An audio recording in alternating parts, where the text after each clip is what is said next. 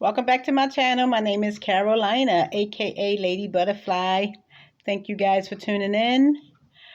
Okay, I'm gonna pick up where I left off. I was talking last Sunday about I was coming from John 5:1-9, the story of the man that was paralyzed for 38 years at the pool of Bethesda.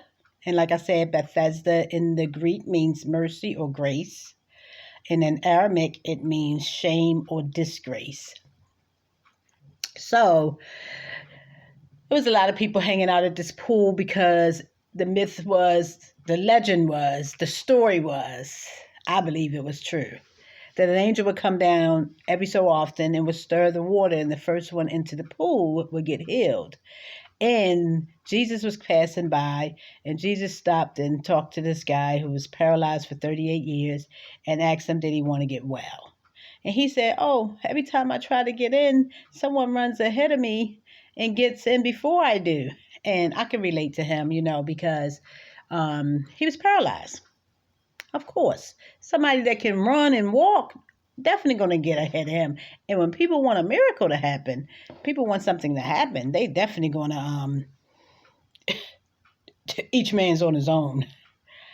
My videos are not edited because I do not know how to edit. So y'all going to hear a lot of bloops and a lot of stuff, that I'm just showing up. God say show up, I'm showing up. I'm doing my best, But I don't know how to edit yet. And when I try to hire someone to edit my videos, they didn't do it. It's just a long whole story, but I'm not going to get into all of that because I just want to talk about how Jesus will meet you where you're at. Jesus met that man who was paralyzed for 38 years. He had a lot of hope. That man had faith, but he didn't have faith and hope in Jesus because he didn't know who Jesus was. He didn't know. However, but he had faith and hope that if he got in that pool, because something was happening in that pool, somebody got healed in that pool. So he had faith and he had hope that if he could just get inside of that pool, and he was trying, because evidently he said somebody ran fast past him and got jumped in first. So that means he was trying to get in that pool, y'all. So, I can relate to that. I can relate because Jesus met me where I was at. God met me right where I was at. Like I said, I was hooked on crack. I couldn't stop.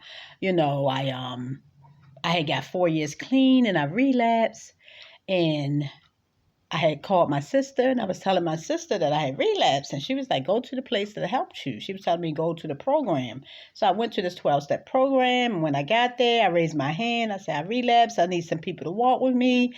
And at that particular time, nobody walked with me. And then I was like, they said, if you don't get it from one meeting, go to another one. So I went to this other group and I said the same thing. And this girl was like, I'll walk with you. And I got in my truck and she said, stop her past this house.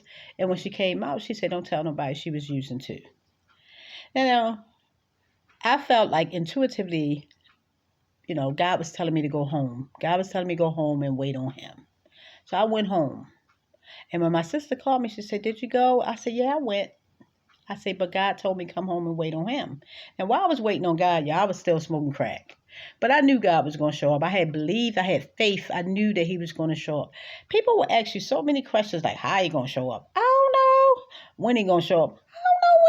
I just know he going to show up. And I told God, I said, God, show up before all my money run out. Because I didn't want all my money to run out. Because when all your money run out, then you have to do certain things that you don't want to do. Like sell stuff out of your house. I didn't want to have everything must go sell. I didn't. And I definitely didn't want to sell my booty. Because, that's what crack could take you to. Crack could take you to places that you don't want to go. Crack can make you do things that you don't want to do. But I'm hooked on crack. I'm smoking crack, but I'm believing God. I'm home in my apartment, and I'm like, God going to show up. And I'm putting on these CDs, Yolanda Adams songs, Shirley Caesar songs, and I'm standing on faith, and I'm believing God. Now, at times, I would have doubt. Doubt and fear would show up. Doubt and fear would come and show up, and I would feel, start feeling, fearful. And this guy, God sent this guy to support me. And when my faith was getting weak, he would have faith, and he was drinking. He would have faith, and he was like, yes, he is going to show up. And then I would get on fire again. And I was like, yes, he is going to show up. I told my mother, I said, God is going to show up. I don't know how. I don't know when. I said, but he going to show up before all my money run out. He going to show up before I have everything must go there. And then I told God, I said, God, show up and let somebody else be around when you show up. I'm telling y'all, God will meet you right where you're at. He will. I said, God, show up and let somebody else be around when you show up. So I'm waiting on God. I'm waiting on God. I'm smoking crack, but I'm waiting on God. I'm smoking crack, but I'm waiting on God. I'm waiting on God. And I'm standing on faith, and I'm believing that he's going to show up. Next thing I know, I heard. I called my mother. I said, oh my goodness, he knocking on the door. My mother thought I had lost my mind. She thought I was talking about the front door, but I wasn't talking about that door.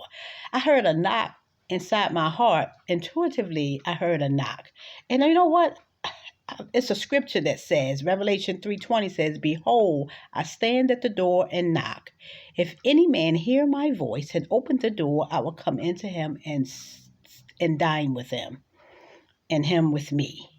That's what I heard, y'all. I heard a knock on the door. And I called my mom, and I was like, oh my goodness, he knocking on the door. Look, y'all. I lay across the bed, and I said, I can't remember what I thought. I just lay across the bed, and it's almost like, you know what? I believe it was a surrender. I lay across the bed, and I surrendered. I lay across the bed, and I got still. I lay across the bed, and I got quiet. And I heard a small voice say, it's time. That small voice said it was time. Obsession and compulsion let me go. I had no desire to smoke crack no more. It's like God showed up, y'all. He showed up in my apartment. He met me where I was at. He met me right there in my apartment.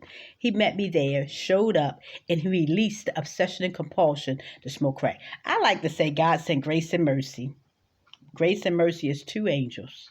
The tell obsession and compulsion. Obsession and compulsion is two demons that let me go. That's the experience that I felt. That's the experience that was revealed to me through that experience. God sent grace and mercy to tell obsession and compulsion to let me go. Because it felt like two entities. It felt like two invisible forces actually let me go. I felt it, one and the other, and I was free. Look, everything I asked, I said, God, show up before my money ran out. I still had money in the bank, all my stuff in my place. I said, God, show up and let somebody else be around when you show up. A guy was sitting on the side of the bed, and I thought that he was going to feel, or he was going to get what I had got. But he didn't. He didn't get it, y'all. He still was caught up on smoking crack. And I was like, hey, you could get free too. But he wasn't ready to get free. You have to believe. That's the only way God works. If I had to believe it, I had to believe it. I had to believe it. I had to stand on faith. Look, and then another scripture I found. Isaiah 40:31. But those who wait on the Lord shall renew their strength. They shall mount up with wings like eagles. They shall run and not be weary. They shall walk and not faint. That's what I experienced. I waited on God, y'all. I was waiting on God. And he showed up. He showed up and set me free. And then he said, okay, how free do you want to be? How free do you want to be, Carolina? Do you want to be free off of crack, or do you want to be free from what drove you to crack? Look, that's for another day, y'all. That's another story for another day. Thank y'all for listening to me. Thanks for tuning into my channel. If you like the message, subscribe to my channel. Hey, check out my website, LadyCoachButterfly.live. That is my website. Thanks, you guys. I'll see you next week. Thank you. Bye.